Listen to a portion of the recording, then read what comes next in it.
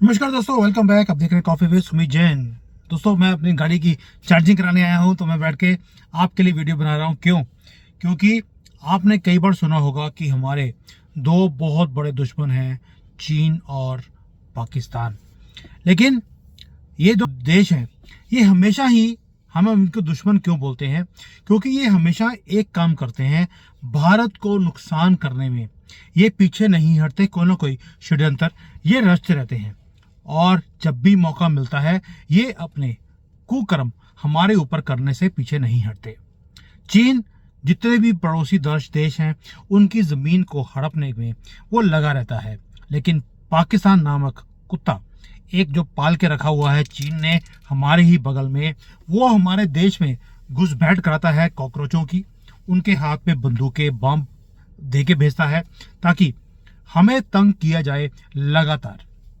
लेकिन इन दोनों देशों से आपको लगता है हमें खतरा है? मेरा आंसर है, इन दोनों देशों से हमें खतरा उतना नहीं है जितना हमारे देश के अंदर बैठे हुए गद्दारों से है। अब ये गद्दार कौन है? अब बोलेंगे हमें मालूम है। भाई, आपको मालूम नहीं है। अगर मालूम होता तो उनके खिलाफ आप बोलते। आपने बोला ही नहीं कभी भी, क्योंकि सबसे बड़ा खतरा हमें राजनीति की आड़ में एक चोगा इन्होंने ओढ़ कर बैठे हुए हैं। इनसे है, इन तत्वों से है। ये तत्व जो हैं, ये गुपचुप तरीके से भारत को खंडित करने में ये लगे रहते हैं। आपको मालूम है कि एक तत्व तो ऐसा है जिन्होंने देश के 3 टुकड़े करने के बावजूद इन्हें चैन नहीं मिला। ये देशद्रोही हैं। ये वो तत्व हैं जो राजनीति से संरक्षण लेके रखते हैं, विदेशों से मोटी रकम भी खाते हैं, और दुनिया भर में टूल किट्स हों, टूल हों, इन्हें खड़ा करते रहते हैं। भारत को कटघरे में खड़ा करने में ये कोई भी मौका नहीं छोड़ते। दुश्मन ताकतों के ये एजेंट बनकर भारत के हर एक एरिया में ये अपनी धाक बनाए रखे हैं। ये एक ऐसी कौम है, गंदी कौम, जो जहां जाती है वहीं पे उसी थाली में छेद करती है, उसी में मूतती भी है, और उसके बाद अपना ही मूत्र डाली हुई थाली में ये खाते भी हैं। ये कौम कभी भी किसी की भी ये मीत नहीं हो सकती। ये इतनी गंदी कौम है। और इन्हें राजनीतिक जो लोग हैं, राजनीति वाले, वो इन्हें संरक्षण देते हैं, सपोर्ट करते हैं।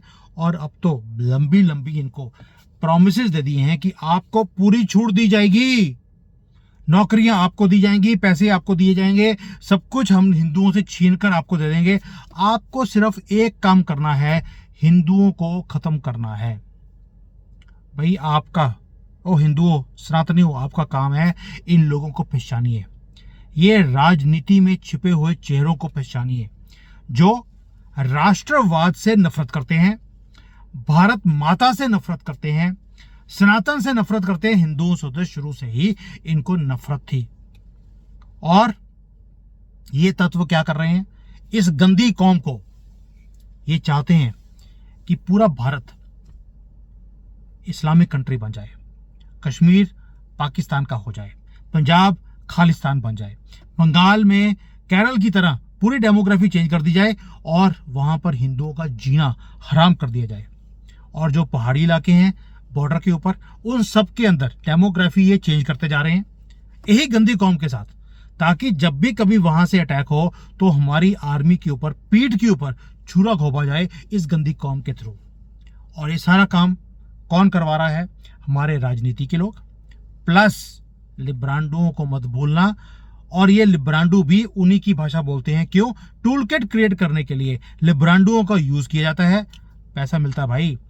और लिब्रांडू कहाँ कहाँ बैठे हैं? एजुकेशन में, मिनिस्ट्री में।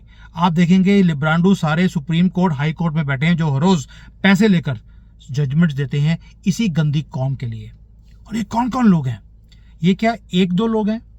इनकी पहचान करने में आपको देर नहीं लगेगी, हर रोज दिखते हैं।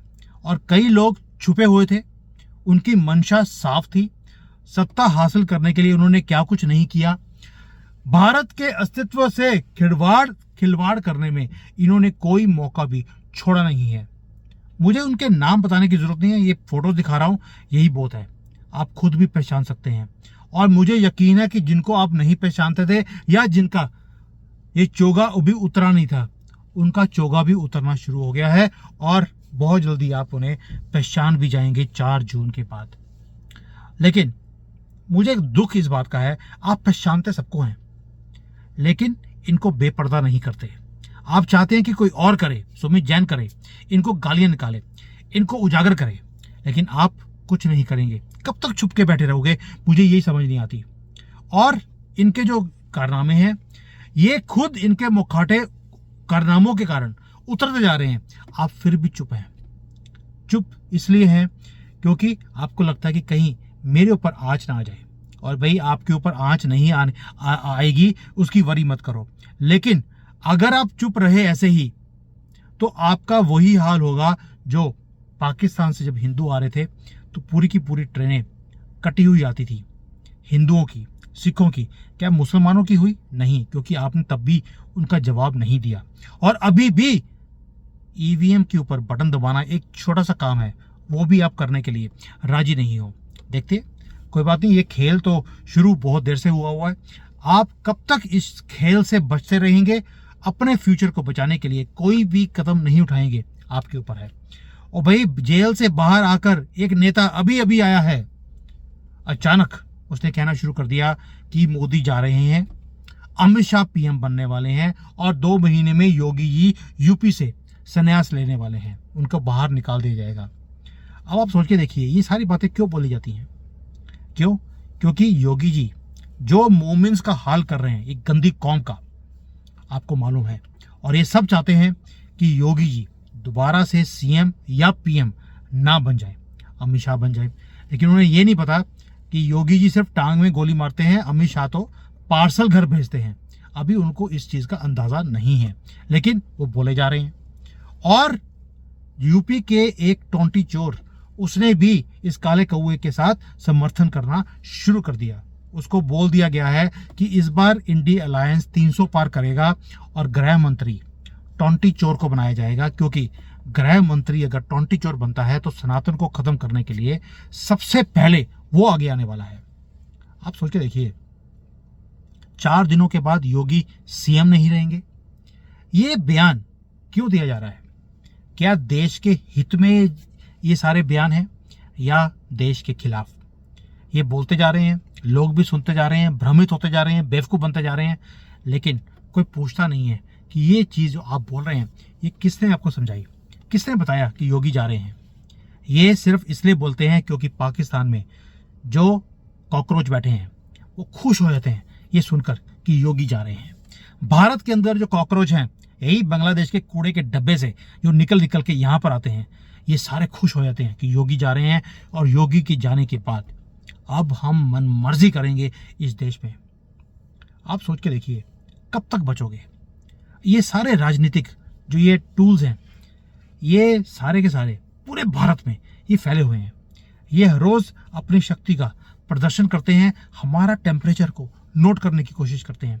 और हम हिंदू, हम बोलते ही नहीं हैं।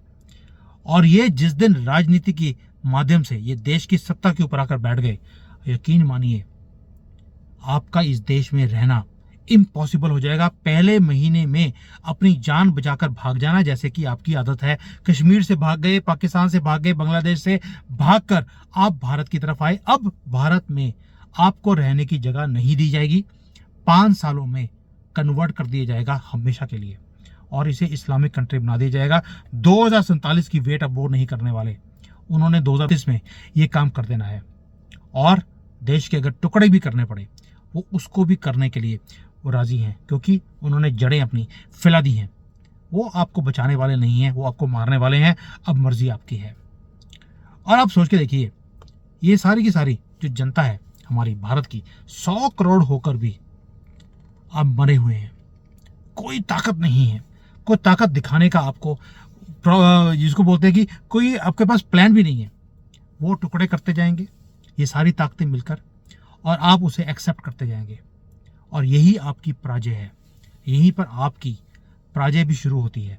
लेकिन अगर आपको जीतना है तो इनको हराना जरूरी है, क्योंकि ये आपके देश को बचाने की अब ये एक मुहिम है जो शुरू करनी पड़ेगी। हमने शुरू करी है, आपको साथ देना है। याद रहे, ये सिर्फ चुनाव नहीं है और ये कोई मजाक भी नहीं हो रहा, ये आपके फ्यूचर का मामला है। सारी चीज़ें आपके हाथ में है, करना या नहीं करना अब आपकी मर्जी है। मैंने आपको पूरा का पूरा इनका इकोसिस्टम आपको समझा दिया, राइट फ्रॉम कहाँ से, राजनीति, मोमिन, इन्हीं का टूल किट है। ये गंदी कौम को महात्मा गांधी तो था ही नहीं, वो गांधी ने इनको यहाँ पर 3 करोड़ जिहादियों को यहाँ छोड़कर आज कॉकरोचों की तरह मल्टीप्लाई करके ये 30-40 करोड़ हो गए हैं। और कॉकरोचों की तरह ये वहां से गंद के ढेर से, बांग्लादेश से, पाकिस्तान से और रोहिंग्या वाले वो यहाँ आई जा रहे हैं और राजनीति वाले इनको बसाई जा रहे हैं। ओ भाई, केजरीवाल ने बोलना शुरू कर दिया, अब की बार 70 पार वो करने वाला है दिल्ली में, क्योंकि पूरे दिल्ली में इन कॉकरोचों को बसा दिया गया है। वोट बैंक इसने इंक्रीज कर दिया, इसे हराने वाला ही नहीं है। यूके का हाल देख लीजिए, यूके वालों ने अपने कंट्री को अपने हाथ से फिसलता हुआ देखा है।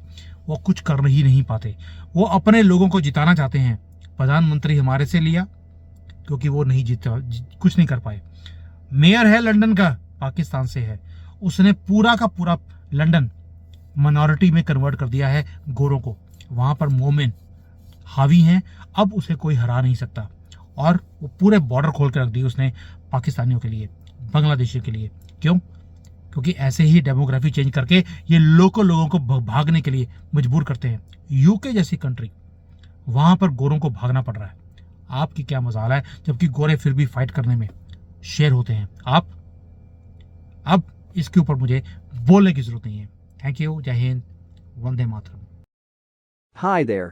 If you liked the video, please don't forget to smash the like button, subscribe to our channel, and activate the bell icon so that you receive all notifications whenever we upload a new video. Thanks for watching.